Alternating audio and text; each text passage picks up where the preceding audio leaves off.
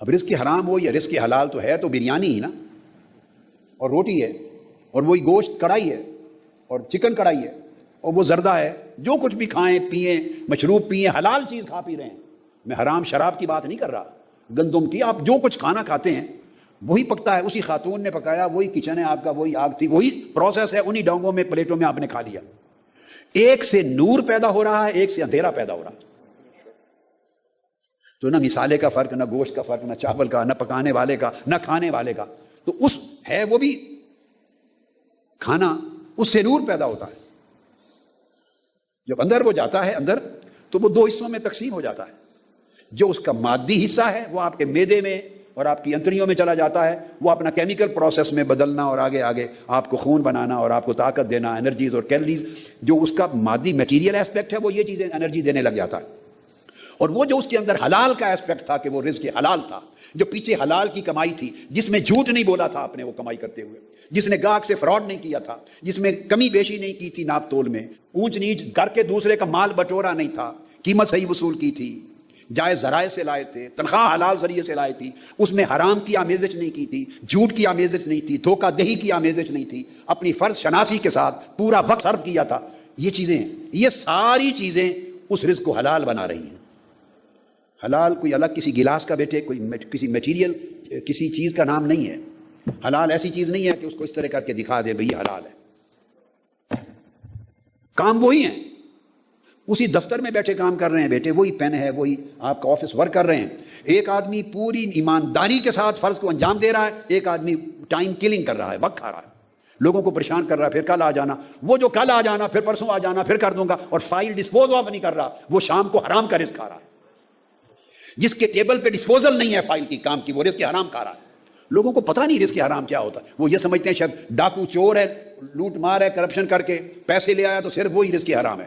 تو رزق حرام صرف پاناما سے نہیں آتا، پاناما تو ہے ہی رزق حرام. آف شور کمپنیوں کا لوٹ مار کا، قومی خزانے کا، حرام کا مال کمانا، رشوت کا مال، یہ تو حرام ہے ہی، مگر اس کے علاوہ بھی بڑے حرام ہیں. آپ وقت پر کام نہیں کیا، ڈسپوز آف نہیں کیا، حاجت مند کی حاجت پوری نہیں کی، فائل میں گڑبڑ کر دی، دھوکہ دہی کر دی، فراڈ کر کے کسی سے سائن جلدی کروا لیے، یہ جو آپ جو کچھ کر رہے ہیں یہ سارا رزق حرام کا باعث بن رہا ہے. یہ رزق حرام ہے. اب یہ رزق حرام سے جو اس پیسے سے جو کھانا کھاتے ہیں، جو لباس پہنتے ہیں، جو مشروب پیتے ہیں، وہ اندر اندھیرا پیدا کرتا ہے. اس سے تاریک اخلاق پیدا ہوتے ہیں، اس سے اللہ سے تعلق ٹوٹتا ہے، یکسوئی خراب ہوتی ہے، انتشار پیدا ہوتا ہے، اللہ کا توکل ختم ہوتا ہے، عبادت کا ذوق ختم ہوتا ہے، اللہ کے ساتھ بندگی کا رشتہ ٹوٹتا ہے. اور جو اندر کی تاریکی ہے وہ باہر بھی بندے کو تاریک کر دیتی ہے، اس کو حیوانگی کی طرف لے جاتی ہے، پھر انسانی رشتے خراب ہوتے ہیں، پھر ساری زندگی برباد ہوتی ہے. کوٹ کی یہ سورہ بقرہ کی آیت نمبر 172 ہے، یا ایھا الذین آمنوا کلوا من طیبات ما رزقناکم، دیکھو کھاؤ ان پاک چیزوں میں سے جو ہم نے تمہیں دی. گویا کہ اکل حلال، رزق حلال، رزق طیب، حلال و طیب، یہ ہے در حقیقت جس کا حکم دیا جا رہا ہے. رسولوں کو بھی دیا گیا اور اہل ایمان کو بھی دیا گیا. ثم ذکر، اب یہ ہے اس حدیث کا وہ ٹکڑا کہ جو لرزہ طاری کر دینے والا ہے.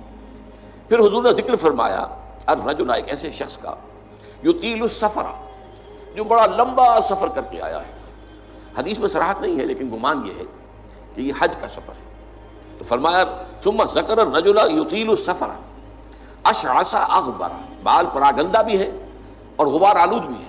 یمد یدیہ الی السماء، وہ اپنے دونوں ہاتھ اٹھاتا ہے آسمان کی طرف، یا رب یا رب، اے میرے پروردگار، اے میرے پروردگار. اب اس میں میرے سامنے جو نقشہ آتا ہے وہ تو جبل رحمت. اب وہاں پہنچنے کے لیے لوگ بڑی محنتیں کرتے ہیں، اس لیے کہ وہ چھوٹی سی پہاڑی ہے، اس پر جانے کے لیے، اور وہ کہیں سب سے اونچی چوٹی پر پہنچ کر کچھ ہاتھ اٹھا کر کھڑا ہے. یمد یدیہ الی السماء، یا رب یا رب. یا فرض کیجئے کہ وہ بیت الحرام میں ہے، مسجد حرام میں ہے، خاص خانہ کعبہ کے سامنے پکار رہا ہے اللہ. وَمَطْعَمُهُ حرام، حال یہ ہے کہ جو اس کا کھایا ہوا ہے پیٹ میں وہ حرام ہے. وَمَشْرَبُهُ حرام، اور جو اس کا پیا ہوا ہے وہ بھی حرام ہے. وَمَلْبَسُهُ حرام، اور جو اس کا لباس ہے احرام، بہت قیمتی تولیوں کا وہ جو احرام ہے وہ بھی حرام کی کمائی سے آیا. وَغُذِيَ بِالْحَرَامِ، یہ سب سے آخری ٹکڑا سب سے اہم ہے. حرام کے ذریعے ہی غذا پائی ہے اس نے، اس کا تن و توش جو بنا ہوا ہے وہ حرام کی غذا سے بنا ہوا ہے. فَأَنَّا يُسْتَجَابُ لِذَلِكَ، تو اس شخص کی دعا کیسے قبول ہے؟ قبولیت دعا کے اندر سب سے بڑی رکاوٹ عقل حرام۔ آپ دعا کرتے رہے، اللہ سنے گا۔ انا یستجاب، کہاں سے، کیسے، قبول کیسے؟ وہ تو تم خود اپنی اس دعا کے راستے میں سب سے بڑی رکاوٹ ہو۔ تم اپنی آمدنی کا جائزہ لو، غور کرو، اس میں کمائی کے اندر کوئی حرام تو شامل نہیں ہے، کوئی ناجائز طریقہ تو شامل نہیں ہے، کوئی براہ راست سود کا عنصر تو نہیں ہے۔ بالواسطہ سود جو ہے وہ تو نہ میں بچا ہوا ہوں نہ آپ بچے ہوئے ہیں۔ پورا ہمارا معاشی نظام جو ہے وہ سود پر مبنی ہے۔ ایک گندم کا دانہ بھی ہم کھاتے ہیں تو اس میں سود ہے۔ اس کے لیے بیج خریدا گیا سودی قرضے پر، اس کے لیے فرٹیلائزرز خریدے گئے سودی قرضے پر، اس کے لیے پیسٹی سائڈز خریدے گئے سودی قرضے پر، ٹریکٹر خریدا گیا سودی قرضے پر۔ تو ایک ایک دانے میں سود ہے۔ وہ سود تو میرے اندر جا ہی رہا ہے، اس کے بغیر تو چارہ نہیں ہے۔ یا ہوا میں، جیسے کہ حضور نے فرمایا صلی اللہ علیہ وسلم کہ ایک زمانہ آئے گا کہ چاہے کوئی شخص سود کھائے گا نہیں، لیکن سود کا غبار یا دھواں، غبار یا دخان کا لفظ ہے دھواں، اس کے اندر ضرور جائے گا۔ فرض کیجئے کہ فضا کے اندر ڈسٹ سسپینشن ہو گئی ہے، گردہ ہے۔ اب ظاہر بات ہے سانس تو آپ کو لینا ہے، سانس تو لینا چھوڑ نہیں سکتے، آپ مر جائیں گے، کیسے ہوگا؟ سانس کے ساتھ غبار لازم بن جائے گا، اندر پھیپھڑوں میں جائے گا، کوئی آپ کو روکنے کا کوئی ذریعہ آپ کے پاس نہیں ہے۔ یا کہیں جو ہے جو دھواں بھر گیا ہے، فرض کی جیسے آگ لگتی ہے بڑی اونچے ہوٹلوں کے اندر، 14ویں منزل کے اوپر جو ہے آگ لگی ہے، کمروں کے اندر دھواں بھر گیا، کہاں جائیں لوگ؟ 14ویں منزل سے چھلانگ لگائیں تو ویسے ختم، ہڈیاں جو ہے اس کا چورا ہو جائے گا۔ بہرحال جو بھی شکل جو بیتتی ہے تو سانس تو لینے پر مجبور ہے، جب تک بھی سانس آئے تو دھواں اندر جائے گا۔ یہ دور وہ ہے کہ جس کی فضا میں سود موجود ہے، اور وہ فضا کے اندر جو سود ہے وہ ہم سانس لے رہے ہیں تو ہمارے اندر جا رہا ہے۔ اس پہلو سے بالواسطہ انڈائریکٹ سود سے تو آج کوئی بھی بچا ہوا نہیں۔ البتہ ڈائریکٹ سود جو ہے وہ تو ظاہر بات ہے کہ آپ کی مرضی سے ہے۔ آپ نے سودی قرضہ لیا ہے اپنا کاروبار بڑھانے کے لیے، بھائی جتنی پونجی تمہارے پاس ہے اس سے کاروبار کرو۔ اگر بہت تھوڑی پونجی ہے تو سر پر اٹھاؤ کوئی ٹوکری پھل کی اور بیچو۔ اگر اس سے زیادہ ہو جائے تو چلو وہ ریڑھی لے لو، اس سے زیادہ ہو جائے کھوکا بنا لو، اس سے زیادہ ہو جائے دکان بنا لو، اس سے زیادہ ہو جائے ایکسپورٹ امپورٹ کرو، لیکن رہو اپنی چادر کے اندر جو تمہاری اپنی پونجی ہے۔ ہماری جنت صرف مسجد جانے سے نہیں بنتی، آپ کو حدیث سنا رہا ہوں۔ ہماری جنت صرف مسجد میں نہیں ہے، ہماری جنت چیمبر آف کامرس میں بھی بن رہی، اور ہماری جنت ہمارے آفس میں بن رہی، ہمارے دفتر میں بن رہی، ہمارے 8 بازاروں میں بن رہی، ہمارے ملوں فیکٹریوں میں بن رہی۔ تو ہم نے کہا سعد تیرے ہاتھوں کو کیا ہوا ہے؟ کہ یا رسول اللہ میں مزدور آدمی ہوں، اپنے اس میں کھیتی باڑی کرتا ہوں، تو وہ کسی چلا چلا میرے ہاتھ سخت ہو گئے، تو مجھے دیکھو۔ آپ نے ان کا ہاتھ پکڑا سب کے سامنے اور سب کو دکھا کیسے بوسہ لیا، اور پھر فرمایا بچوں کو حلال کھلاتے ہوئے جو ہاتھ ایسے ہو جائے گا اس پہ جہنم کی آگ حرام ہو جائے گی۔ ایک نوجوان کھڑا تھا تو صحابہ نے کہا یا رسول اللہ کیسا خوبصورت جوان ہے، کبھی اللہ کے راستے میں ہوتا، کبھی اللہ کے راستے میں ہوتا۔ تو آپ نے فرمایا تم نے اللہ کا راستہ بس ایک ہی سمجھ لیا ہے۔ آپ نے فرمایا اگر یہ اپنے بچوں کو حلال کھلانے کے لیے محنت کر رہا ہے تو یہ اللہ کے راستے میں ہے، اگر یہ بوڑھے والدین کی خدمت کر رہا ہے تو یہ اللہ کے راستے میں ہے، جس سوال سے بچنے کے لیے اپنا دنیا کما رہا ہے تو یہ اللہ کے راستے میں ہے۔ ہماری تو ہر چیز میں جنت کا راستہ ہے اگر اس میں ایک سچائی آ جائے، ایک دیانتداری آ جائے، سچ اور دیانت، سچ اور دیانت، سچ اور دیانت۔ تو جو اجر میں انشاءاللہ اللہ کی رحمت پہ دعویٰ کر کے کہتا ہوں، جو اجر نماز پڑھنے پہ ملے گا، یعنی عبادت پہ جو اجر ملے گا، وہی اجر دکان پہ بیٹھ کر ملے گا اگر آپ کے دفتر، دکان، کاروبار میں سچائی ہے اور دیانتداری ہے۔ استغنا کیا ہے؟ یہ حیات طیبہ کا روپ ہے، اور جو اچھے اعمال کرتا ہے اللہ اس کو نصیب کر دیتا ہے۔ امام قرطبی نے اس کا ایک اور معنی بھی بیان کیا ہے، فرمایا کہ حیات طیبہ سے مراد رزق حلال ہے۔ اگر ہم نے معلوم کرنا ہو کہ ہماری نمازیں قبول ہوئی ہیں، ہمارا حج قبول ہوا ہے، ہمارے دیگر نیک اعمال قبول ہوئے ہیں، تو کیسے اندازہ کریں وہ قبول ہوئے ہیں؟ دیکھیں کہ اللہ نے ہمیں جو رزق دیا ہے وہ حلال ہے یا حرام ہے۔ اگر اس نے ہمیں حلال رزق دیا ہے تو سمجھ لو اس نے ہماری نیکیاں قبول کر لی۔ حلال رزق یہ ایک ایسی دولت ہے کہ جس کو نصیب ہو گیا اس کو دارین کی بہاریں مل گئی، اور جس کو حلال رزق نہیں ملا اس کو طمانیت کا نور نصیب ہی نہیں ہو سکتا۔ اور دوسری بات یہ ذہن میں رکھیں کہ رزق حلال نہیں ہے تو باطن کبھی بھی روشن نہیں ہوتا، اور جو شخص حلال رزق نہیں کھاتا، حرام کھاتا ہے، اس کی دعا کبھی بھی مستجاب نہیں ہوتی، کبھی بھی قبول نہیں ہوتی، بھلے وہ کعبۃ اللہ کیوں نہ چلا جائے۔ جب اس کا رزق ناپاک ہے تو اس کی اپنی دعا بھی قبول نہیں ہوگی، بلکہ صوفیہ فرماتے ہیں نیک لوگوں کی دعاؤں سے اس کا حصہ بھی نکال دیا جاتا ہے. جب اللہ کے بندے دعا مانگتے ہیں اللہ پورے مسلمانوں کی پوری امت کی خیر فرما، تو جس کا رزق پاک نہیں ہوتا اس کا حصہ اس سے نکال دیا جاتا ہے. تو حیات طیبہ کا روپ یہ ہے کہ ہم اپنے رزق کو پاک جب کر لیں گے تو سمجھ لیں کہ اللہ نے ستھری اور پاکیزہ زندگی دے دی، اور پاک رزق کمانے کھانے والا اپنے قلب میں ایک طمانیت کا نور پاتا ہے، اور اگر وہ نہیں ہے تو پھر کچھ بھی نہیں. تو ہمیں حیات طیبہ حاصل کرنے کے لیے رزق حلال جو ہے وہ اختیار کرنا چاہیے. گھر میں رزق حلال کما کے لائیں، اگر پیٹ میں حرام جائے گا تو پھر باقی حرام کام بھی کھل جائیں گے. حرام کا ایک نہیں ہوتا نقصان، بلکہ جیسے شرابی ہے، اب شراب بھی ہے گا باقی زنا بھی ہوگا، پھر شباب بھی ہوگا، کباب بھی ہوگا، رشوت بھی ہوگی، پھر اس کو پیسہ بھی چاہیے. تو حرام سے اور حرام آتا ہے اور حلال سے حلال آتا ہے. پاکیزہ کمائی یہ عبادت کی قبول ہونے کا ذریعہ ہے. اگر کوئی انسان پاکیزہ مال نہیں کماتا اس کی عبادت بھی قبول نہیں ہوتی، چاہے کچھ بھی کر لے. یاد رکھیے، بڑی اہم بات. تو پاکیزہ مال حلال کمائی جو ہے یہ دل کو منور کرتی ہے، دل کو روشن کرتی ہے. اسی طرح سینے کو فراخ کرتی ہے، مطلب انسان میں دینے کا جذبہ ہوتا ہے، اور جب حرام کماتا ہے تو صرف جمع کرنے کا جذبہ ہوتا ہے. تو انسان کا دل فراغ ہوتا ہے، خرچ کرنے کا جذبہ آتا ہے، اسے اطمینان اور سکون ملتا ہے. حلال روزی کے فائدے آتے ہیں، اطمینان اور سکون ملتا ہے. خشیت الہی کا وارث بنتا ہے، اللہ کا ڈر اس پہ طاری ہوتا ہے، اور وہ اس کا وارث سمجھتے ہیں نا، وہ ایسی چیز اس کے پاس آتی ہے جس سے ہر چیز میں اللہ کا ڈر رکھتا ہے. کیونکہ ہمارا حرام کمانے والا اللہ کا ڈر نہیں رکھتا ہے، بے باک ہوتا ہے، بے لگام ہوتا ہے، ایسا جانور ہوتا ہے جس کے گلے میں پٹا نہ ہو، پالتو نہ ہو. اس لیے کہ جب ہم اسلام قبول کرتے ہیں ہم اپنے آپ کو سپرد کر دیتے ہیں، جیسا کہ ایک جانور کو نکیل ڈال کے پکڑ لیا جاتا ہے. اب جہاں چاہے اس اونٹ کو، اس گائے کو، اس بھینسے کو، اس بیل کو لے جایا جائے وہ چلے گا، اس لیے کہ وہ مالک کے ماتحت جیتا ہے. اور جب آدمی حرام کماتا ہے وہ ایک طرح سے شریعت کے جو بتائے ہوئے اصول و ضوابط کو نکال کر پھینک دیتا ہے، اور من مانی زندگی جو ہے سیلف جس کو کہیں گے ڈیفائنڈ یا سیلف اسٹائلڈ لائف جس کو کہتے ہیں، اپنی من مانی کا جیتا ہے. ٹھیک، تو جو ہے خشیت الہی کا وارث بنتا ہے. اعضائے بدن جس کو کہیں گے عبادت کی جو ہے فرمانبرداری ہوتی ہے، مطلب اس کے اعضاء و جوارح اللہ کی عبادت، اس کی فرمانبرداری میں لگتے ہیں. اسی طرح جو ہے یہ جو ہے عمل جو ہے نیک حلال کمانا، یہ عمل جو ہے یہ صالح نیک اعمال کی طرف ہمیں بڑھاتا ہے، اور سب سے اہم چیز دعا کے قبولیت کا ذریعہ بنتا ہے. سمجھ رہا؟ یہ جو ہے صالح اعمال، نیک اعمال کرنے میں مال ہمیں مدد کرتا ہے. اور سب سے اہم چیز حلال روزی کمانے کا سب سے بڑا فائدہ ہماری دعائیں قبول ہوتی ہے. اس کے الٹ اگر چلے جائے تمام نکات جو میں نے رکھا کہ سب سے پہلے انسان اگر اللہ کے راہ میں خرچ نہ کرے، حلال نہ کمائے اور خرچ نہ کرے تو دل اس کا تنگ ہو جاتا ہے، خرچ کرنے کا جذبہ نہیں ہوتا ہے، اس کے اعضاء و جوارح اطمینان عبادت میں نہیں لگتے، خشیت الہی اس سے نکل جاتی ہے. اسی طرح جو وہ پریشان حال ہوتا ہے، اطمینان بخش زندگی نہیں گزارتا ہے، عمل صالح میں اس کا مال کچھ کام نہیں آتا ہے. اور سب سے خطرناک چیز اس کی دعائیں قبول نہیں ہوتی ہیں.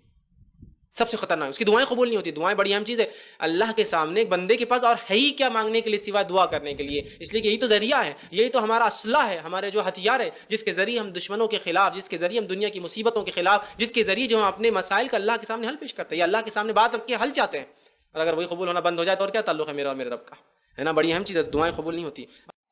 ہمارے نوجوانوں کو، جوانوں کو یہ بات ذہن میں رکھنا چاہیے کہ خدا بند عالم رازق ہے، اور اس نے ہر ایک کا رزق معین کر کے رکھا ہے، اور خدا بند عالم نے کسی کا رزق حرام میں نہیں رکھا ہے.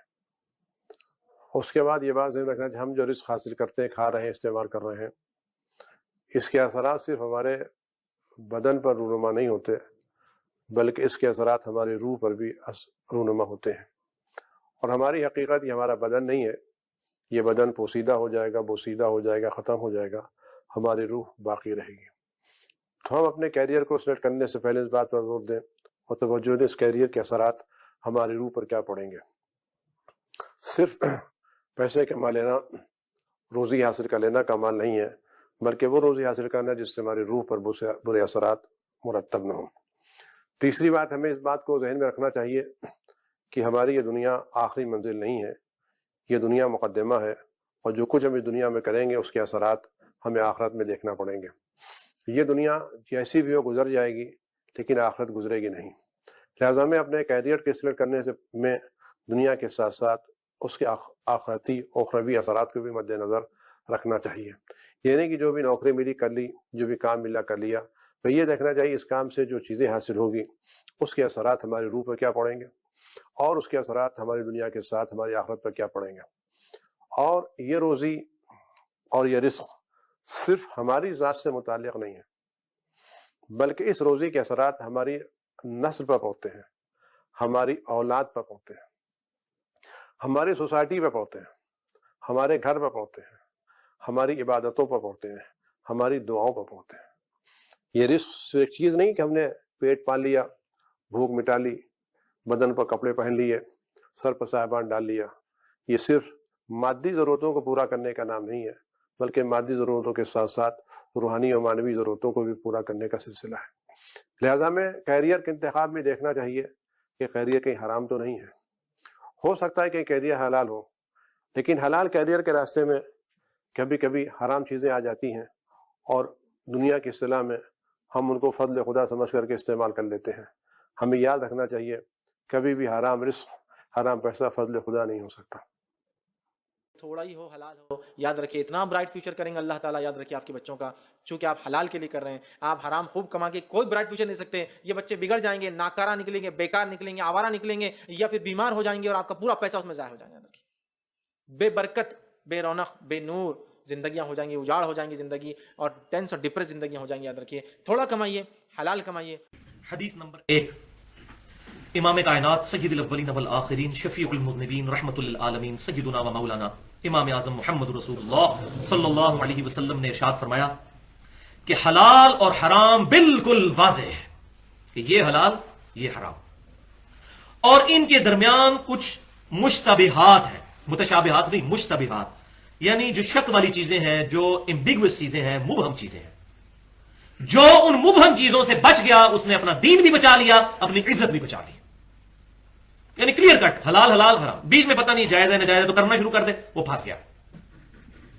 پھر آپ صلی اللہ علیہ وسلم نے فرمایا جیسا جو چرواہا چراگاہ کے آس پاس اپنے جانوروں کو چراتا ہے، کسی اور کی چراگاہ ہے اور وہاں کے پاس پاس جو علیحدہ سے جڑی بوٹیاں اگی ہوئی ہیں ان کے چکر میں وہ پاس پاس تو اس کی کوئی نہ کوئی بکری اس کی چراگاہ میں بھی دوسرے کی داخل ہو جائے گی. تو آپ صلی اللہ علیہ وسلم نے فرمایا اس میں چانس ہے کہ وہ اس کے اندر مبتلا ہو جائے گا. پھر آپ صلی اللہ علیہ وسلم نے فرمایا یاد رکھو جیسے ہر بادشاہ کی چراگاہ ہے، بالکل اس طریقے سے اللہ کی چراگاہیں اس کی حدود ہے، ان کے قریب بھی مت پھٹکو. کوئی شخص کہ جی اتنا کرنا تو جائز ہے، جی بالکل ایج پہ پہنچ جائے، جی اتنا تو کر سکتے ہیں، جیسا کہ وہ صحیح حدیث میں ہے کہ پہلی نظر معاف ہے اگر غیر محرم پہ پڑے. اب غیر محرم پہ پہلی نظر کا مطلب یہ ہے کہ اچانک پڑ گئی. اگر کسی کو چلتے ہوئے ویسے ہی اندازہ ہو گیا، اور اکثر ہو جاتا ہے، ہمارا ویژن جو ہے کافی ہوتا ہے سامنے کہ سامنے سے عورتیں آ رہی ہے تو اب بندہ کہ جی ادھر سے نیت کر لے گی جی ایک نگاہ جو ہے وہ حلال ہے، ایسے کر کے ایک نگاہ میں ایک گھر چھوڑے، جی جی وہ ایک نگاہ اسی جب آپ کو پتہ چل گیا اسی وقت حرام ہو گیا. وہ جو پہلی نگاہ بھی ہو گیا وہ آپ کی دوسری شمار ہو گئی. تو اللہ کی چراگاہوں سے دور دور رہنا ہے، اللہ کی حدود سے دور دور، ورنہ عین ممکن ہے آدمی اس میں مبتلا ہو جائے. ہر وقت اللہ سے ڈرتے رہنا چاہیے. تو آپ صلی اللہ علیہ وسلم نے فرمایا آگاہ ہو جاؤ اللہ کی حرام کردہ جو حدود ہیں وہ اس کی چراگاہ ہیں. پھر آپ صلی اللہ علیہ وسلم نے فرمایا آگاہ ہو جاؤ جسم میں گوشت کا ایک ایسا ٹکڑا اور لوتڑا ہے کہ اگر وہ صحیح ہو جائے تو پورا جسم صحیح ہو جاتا ہے، اور اگر وہ ٹیڑھا ہو جائے تو پورا جسم ٹیڑھا ہو جاتا ہے. اور آگاہ ہو جاؤ وہ دل ہے. جس طرح اس جسم کا مسکن جو ہے دماغ ہے، روح کا مسکن دل ہے، یہ اس کا سینٹرل پوائنٹ ہے. تو کچھ عرصہ پہلے تک تو سائنس نہیں مانتی تھی اس بات کو کہ دل بھی سوچتا ہے. قرآن پاک بار بار کہتا ہے کہ دل اندھے ہو گئے، لیکن اب وہ مانتے ہیں اس بات کو. تو دل بھی سوچتا ہے، دماغ بھی سوچتا ہے، یہ پیرلل ہے. اور یہ بات اس طرح سمجھ آتی ہے کہ روح کا مسکن دل ہے اور جسم کا مرکز دماغ ہے. دوسری حدیث صحیح مسلم کی، اس ایک حدیث کو اگر ہم لے لیں تو سارے معاملات حل ہو جائیں. آپ صلی اللہ علیہ وسلم نے فرمایا نیکی خوبصورت شے کا نام ہے اور گناہ وہ جو تیرے دل میں کھٹ گئے، اور تو اس بات سے کراہت محسوس کرے کہ کہیں لوگ مطلع نہ ہو جائیں تیرے اس غلطی کے اوپر. جب تیرا یہ کنسپٹ دل میں آ جائے تو سمجھ لے وہ گناہ ہے. اور نیکی تو بڑی خوبصورت شے ہے. اللہ اکبر کبیرہ الحمدللہ کثیرہ سبحان اللہ بکرۃ واصیلا. اور اسی حدیث کی ڈیٹیل ہے جو جامعہ ترمذی، سنن نسائی اور مسند امام احمد میں صحیح سند کے ساتھ ہے. امام حسن سیدنا علی کے بیٹے امام حسن ابن علی کہتے ہیں میں نے خود رسول اللہ سے یہ بات یاد کی تھی صلی اللہ علیہ وسلم. جامعہ ترمذی، سنن نسائی، مسند امام احمد کہتے ہیں میں نے خود حضور سے سن کے یہ بات یاد کی تھی کہ آپ صلی اللہ علیہ وسلم فرمایا جو شے تجھے شک میں ڈال دے اسے چھوڑ دے. اور ساتھ ہی فرمایا سچائی اطمینان بخشتی ہے اور جھوٹ شک میں مبتلا کر دیتا ہے. وہی بات صحیح مسلم کی، گناہ وہ جو تیرے دل میں کھٹ گئے. تو بھائیو اللہ تعالیٰ نے جو انسان کے اندر اخلاقی حص رکھی ہے کہ ہر انسان خواہ وہ کسی مذہب سے واقف ہو یا نہ ہو اس کو یہ بات اپنی جبلت کی وجہ سے پتا ہے کہ جھوٹ بولنا بری چیز ہے، سچ بولنا اچھی چیز ہے.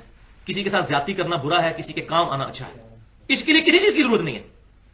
کسی پیغمبر کی کسی کتاب کی تعلیمات نہ بھی پہنچی ہوں کسی کے پاس تب بھی انسان اپنی اخلاقی حص کی وجہ سے پہچان جاتا ہے کہ بات غلط ہے. تیسری حدیث صحیح بخاری کی کہ آپ صلی اللہ علیہ وسلم نے فرمایا شاید یہ اسی زمانے کے بارے میں تھا کہ لوگوں پر ایسا زمانہ آئے گا کہ کہ آدمی اس بات کی پرواہ نہیں کرے گا کہ اس کا رزق حلال سے آ رہا ہے یا حرام سے آ رہا ہے. مال آنا چاہیے، پیٹ بھرنا چاہیے، کوئی پرواہ نہیں کرے گا. اور حرام کن بات ہے کہ رزق حلال کی وہ تو بات ہونی ہے، بند ہو گئی ہے.